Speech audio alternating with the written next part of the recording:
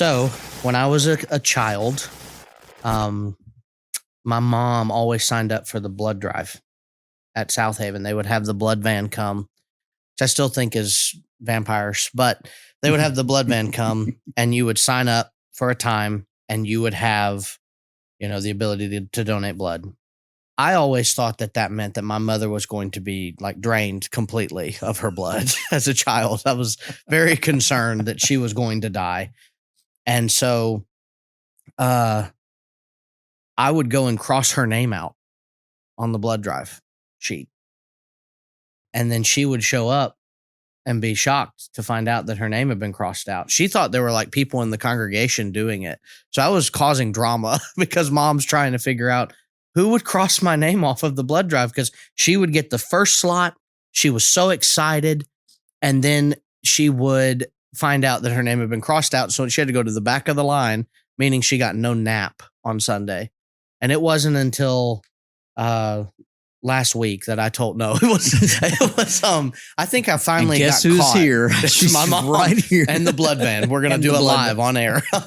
But I think I got caught crossing her name out by somebody, and they took me to her. I finally confessed. I don't remember what it was, but she was so mad because of that. So, Joe, we're going to tell some stories that have happened to us. For those that are listening, I'm Michael Clark. This is Wayne. This is Wayne, also known as the Whiteboard Warrior, because he loves it white and he loves it written down. And this is Joe Mallory with us as well. Joe, you've got some stories for us, and we've got some stories. We'll just kind of round table this out, but go ahead with whatever you've brought, and you can tell one, then we'll tell one, kind of go that way. Sounds good. Just thinking about, I'm coming up on 10 years of preaching. So, and of course, you see things that way that you wouldn't see any other time. But when I first started to really work in a local work, I was just getting to the building early that Sunday morning and getting everything set up. I think some of the boys were there helping me, that kind of thing. And of course, everybody started coming in. We were getting ready for worship and things, that and the other. And as we're getting set up, somebody left the door open, and this huge, it looked like a Saint Bernard, comes charging in the building, like running up and down the aisles and in between the pews, which is very interesting because just recently I had prayed that there was a door of opportunity for me to talk to some of my students and their parents that I taught at fifth grade in that same county.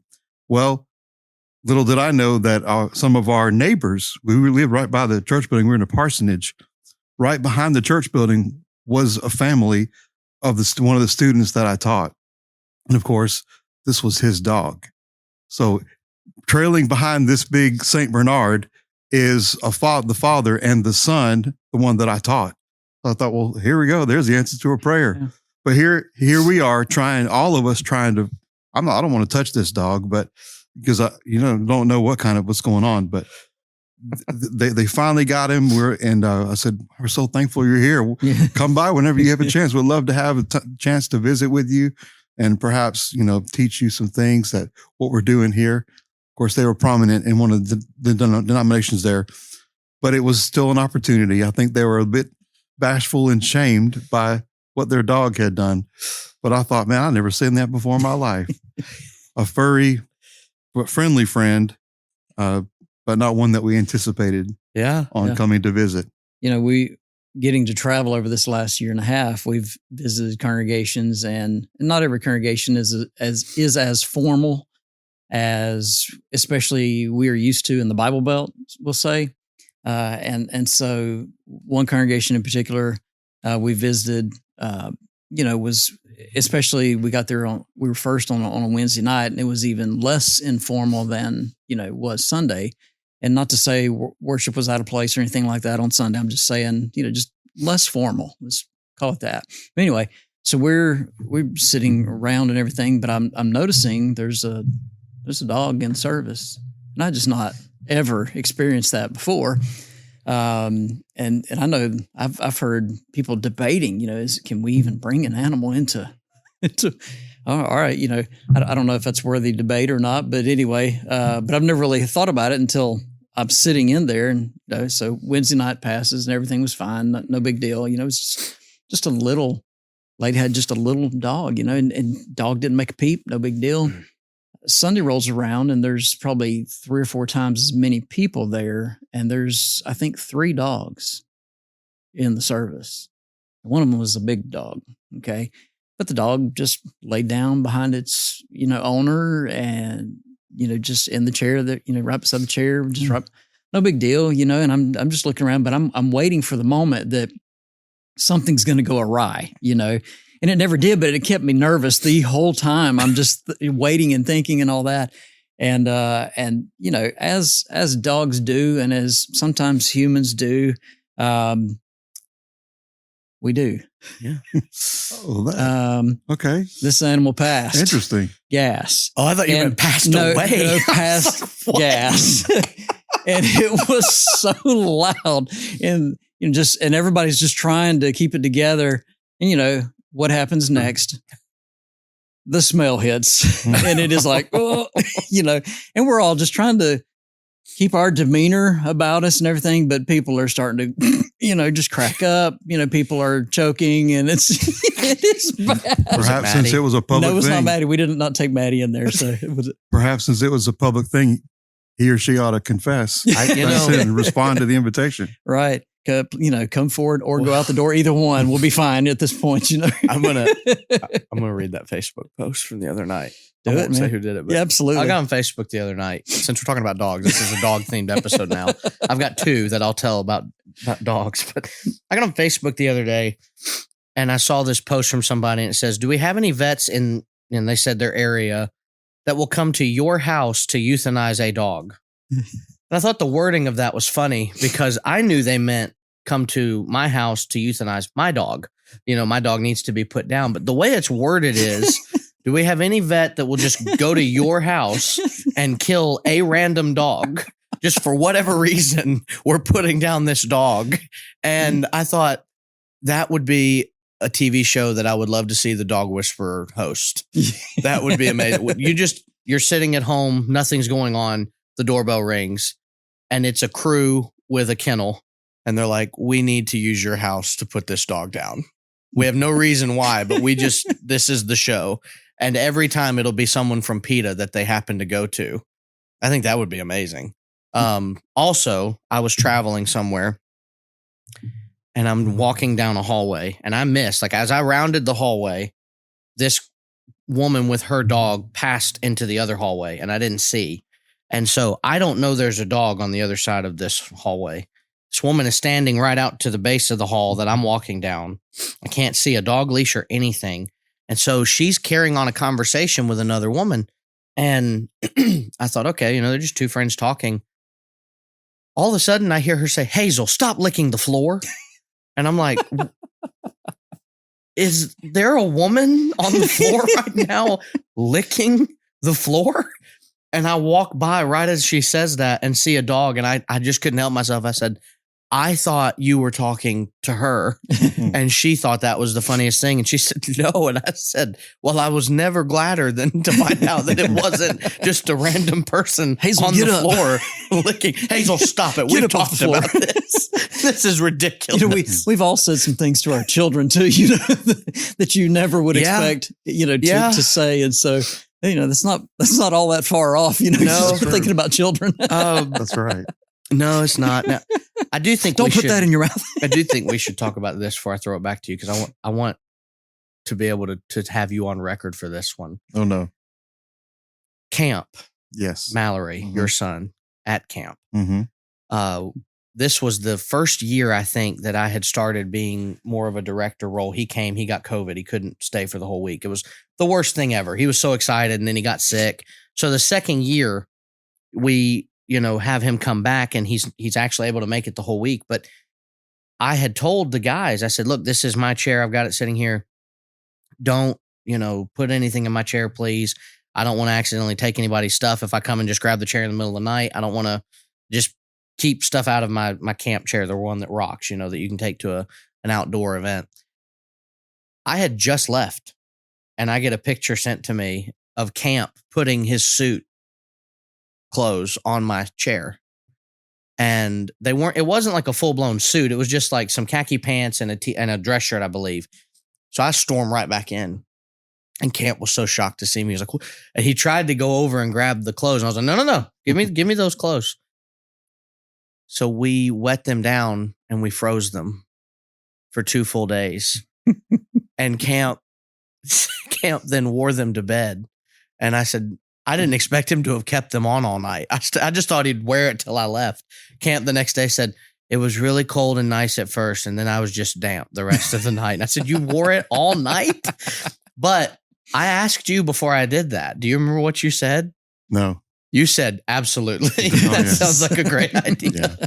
And so we always gave you full reign control, whatever you needed to do. The boys turned out fine. They did. Same. You know, we Same. won't have Betty May in the apartment probably, but Betty May'd turn out fine too if that ever happened. That's right. I'm not really counseling like I used to anymore, which is kind of sad. I've always enjoyed it, but that was a fun week, and we always have fun with Foundations. That's really where I got to know your family. Yeah. And so the memories we have from Foundations are great. The 2 a.m. phone call of, oh yeah. Is it okay if Michael shaves my head? Well, probably not. Yeah, But that was if the he one time I thinks- was told no. It's too late. Yeah, because we kept telling Brennan that we were going to shave his head. We It's really amazing. weren't going to, especially without permission from the family. But then I thought, what if they told us we could? So I just called. I was like, you have not because you asked not. That's biblical. And so that was the one time Joe was like, I don't think I could let you do that one. And so we ended up not shaving Brennan's head. We told Justin we were going to shave his head first. And Brennan was getting to be too chummy about it. Thought it was fun. That's why we switched to Brennan. Okay. And because Brennan was like, yeah, we're going to shave your head. I was like, we'll shave your head too. And he goes, what? You're next.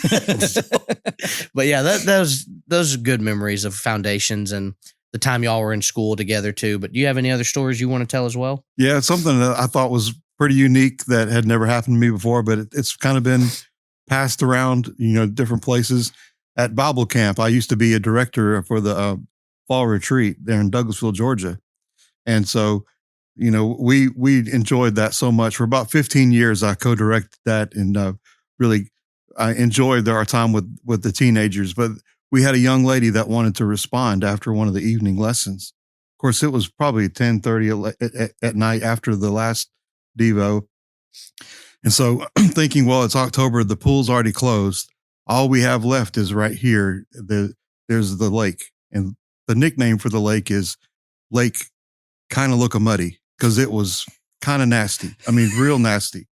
And so here we are thinking, well, there's water. What hinders her from being baptized right here? So we went down in there. Of course, I had my clothes on and my Crocs.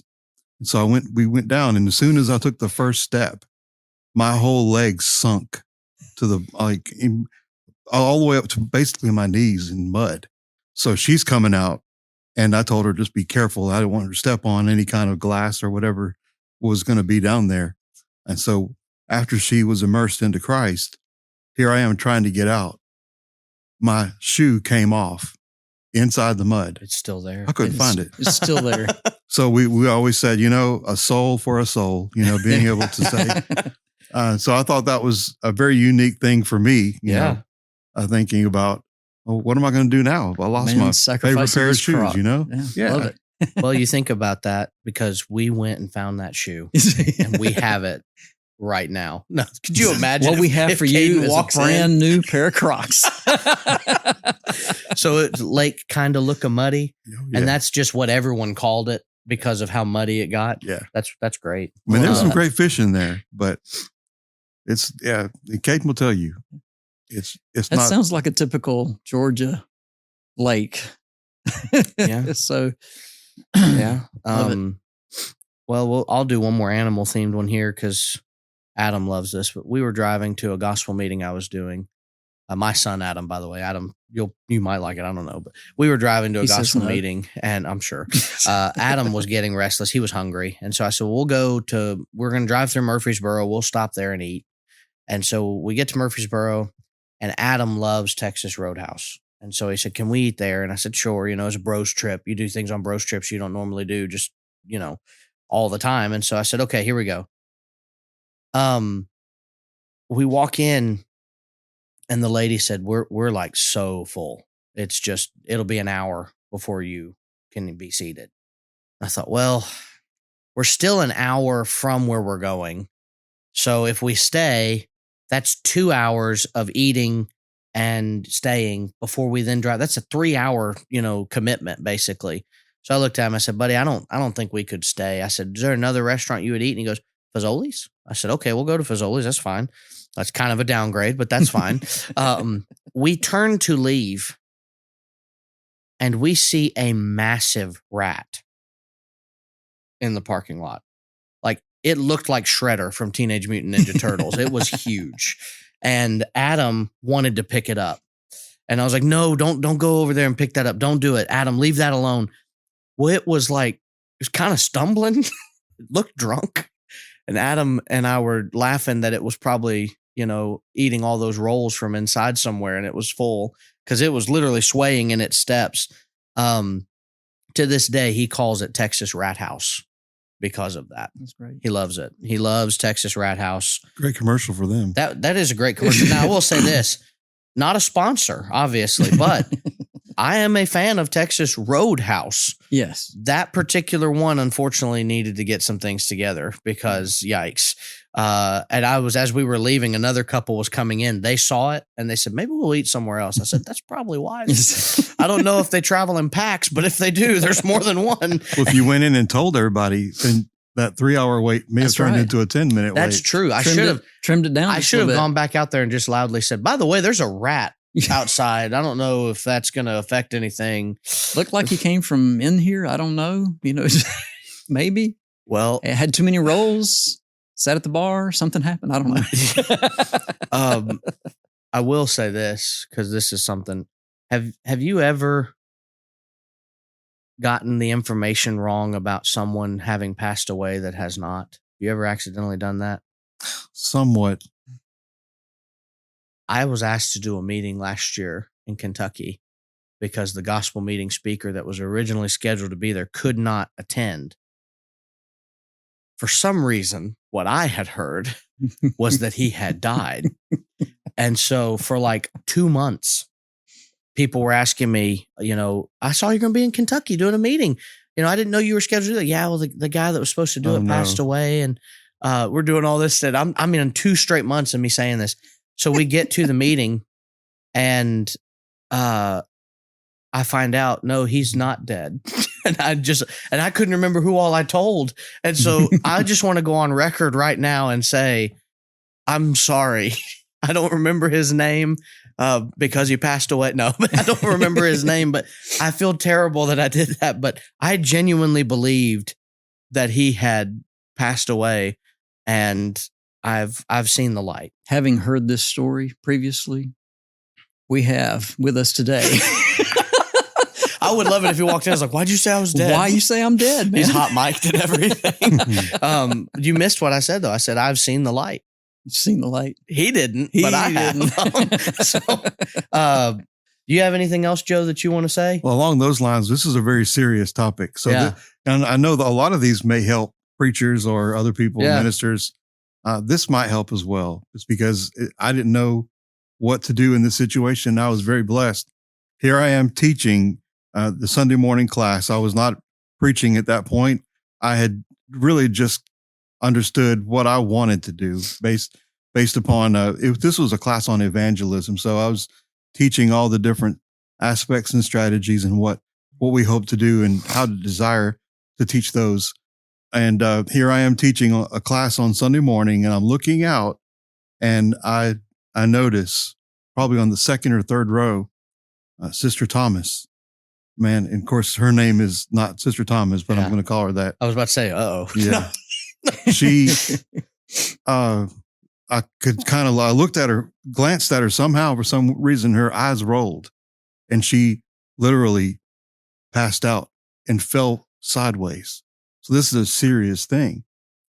And I was like, oh no, I hope somebody else saw this and I just kind of pointed at her. Fortunately, Brother Smith was right behind her and saw it. And he is an EMT, a fire chief. Yeah. And so right then class stopped. We had to figure out, okay, they called 911, and it was not even 3 minutes before they were there to come get her. She was fine afterward. It was just really it was the beginning of an end for her. She passed about 2 or 3 years ago, but this was about 10 or so years ago. But if we're teaching or preaching and we can observe people, what do we do in that situation? Yeah. So it had never happened to me. I don't know what I would have done if Brother Smith was not behind her. Yeah. And did not see it and, see the signs. You want to make sure you get to someone real quickly. So if anybody's listening to this or watching this, when you're teaching or preaching, just observe and make sure if there's anything you can do. I didn't know what to do. Yeah, the class can wait for a That's minute. right. Because you probably lost the class at this point. I went down at my pew and I just sat there. Yeah. And nobody did anything except for get her out. So Right. Have y'all experienced anything like that? Yes, actually. Yeah. So both of the occasions it happened to me were at Somerville, and both of the people that it happened to have, I believe, now have gone on to their reward. One time, Brother Burness Johnson was sitting in the class. He got up to leave after class ended, and he fainted, collapsed. And I didn't know. I was over in the annex because you worked at Somerville while you were in school, and so you know the building. And I walk over, and I happened to walk right down the hallway that he was collapsed in. And I walked in just in time to see one of our EMTs that we had there in the church, congregation, ripping his shirt apart to get the paddles ready, which is not what you anticipate seeing as you're coming back from Bible class. I can't count how many times. No, I can one. How many times that has happened to me. And I remember thinking, oh no. And then I don't know who it was, but I heard a child say, "Is he dead?" And I thought, I really hope not, and they got him back, and he recovered and lived a little bit longer. But he ended up passing away a few years ago now too. But then there was another time where I think Ryan was preaching, and someone didn't just fall out. If I remember correctly, they hit the back of the pew as they were falling down, and it was loud. And I remember Ryan's slow talking sometimes, and he's really methodical in the way he approaches a sermon. And so I didn't anticipate anything by it. He paused for a bit of time, and I thought, oh, he's just letting the point sink in. No, he was pausing to determine, what do I do? And then I'm struggling to remember this one as well, but I think, if I remember correctly, he just went and sat down. Just, it was obvious to everybody else something had happened. And, that whole thing is not something that we really anticipate having to train anybody to handle. But has it happened to you? I've seen it. Yeah, I've seen folks, we've had to stop service at different times, for someone to be tended to. Diabetic situation one time, and somebody, was passing out, and had to be tended to, blood pressure shot up on another, and so we've several times paramedics have been called in, and you just stop and handle things. And, the moment they're kind of tended to, you say a prayer. I've never had anybody die, you know, so, but I can only imagine what those situations would call for, a little more, time, prayer, focus, things like that, for our brother, sister, those kind of things. I had a situation actually happened to me. I got through preaching one time, and I had been sick, fighting something, but I got up and I preached, and I just remember having a horrific headache through the whole thing, and just almost migraine-like, but pushed on through it, got through it and everything. And, the invitation song was sung, and I walked to the back. And it wasn't a big congregation, wasn't a big building or anything like that. So I walked to the back pew, probably only 15 pews back or at the most. And I get back there, and they're singing the invitation, or actually that was during the invitation, or maybe the closing song. So I walked back to the closing song is what it was.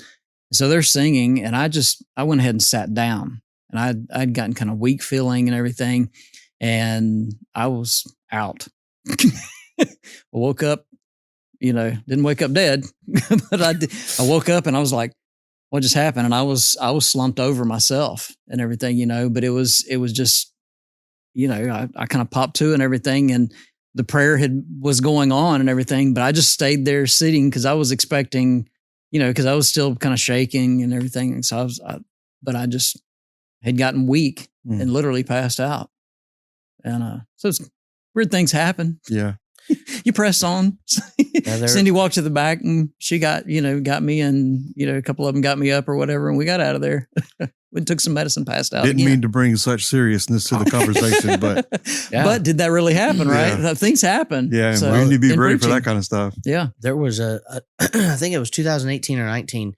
For whatever reason, I had 2 panic attacks that year. One was at the Memphis lectureship. I'll tell that story sometime, I'm sure, because it had to do with me bringing pizzas for the lectures, and it was not a good thing. I may have even told it on a previous episode of the show, but the other time was I had just finished preaching, and Megan could tell something was kind of off with me. I went to the back and I sat down, and we had a doctor that worshiped with us there at Somerville. He came back and he started to, try to give me a checkup or whatever. It's kind of hard to do that in the church building because they don't really have like a full medical grade kit that a doctor could use to check everything. Right. And so he had the little blood pressure cuff that we have, the portable one. He pressure goes, I don't even know if these things are that accurate or what, And so I'm like, that's comforting.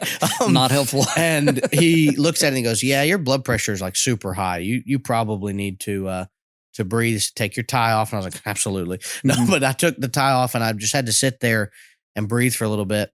But Megan was like, I thought we were going to have to take you to the ER. And the doctor, the next time he goes, you didn't take him to the ER. You probably should have. But that was the last time I ever had one that year. And they were about 2 months apart. So it was kind of strange. But weird. Sometimes those things happen. You never know. I don't know if anybody here has ever had to stop. I've never had to, thankfully, but I've heard of some preachers that they have to stop preaching. Yeah. So that they can, go to the doctor or whatever. They're getting sick or they don't feel well or they know they're about to faint. Yeah. And so they cut the sermon short. I'm sure the people enjoy that, but not them fainting, but the sermon being short. Right. The only time I've ever had to stop preaching was when I had to stop and look at my children that were misbehaving. Caden. I'm not going to name any names. It was Caden. Yeah, we're gonna talk about that. We'll bring him on next. But next. When you're preaching and all of a sudden you look over and you say, stop. Yeah. And you snap and point, and then everybody's like, wait, what did he just do? And then you just have to keep on. So that's when you snapped just now, I heard Caden shudder from the other back of the studio. He just hit the back wall. Caden's gone. He left. No, it's always a joy to get to laugh. I mean, the Bible talks about there's a time to laugh, and that's why we do this program. Again, for those that are watching, we've had Joe Mallory here. We have Wayne, also known as the governor of easy, because he can slow down a runaway theory with just one word. And I'm Michael Clark. Until next time, we look forward to being with you again. Next Tuesday, we'll be back with Caden, Joe's son, and we'll be continuing our Before the Pulpit and Did That Really Happen arc for this summer. Thanks again to House. Take care, and God bless.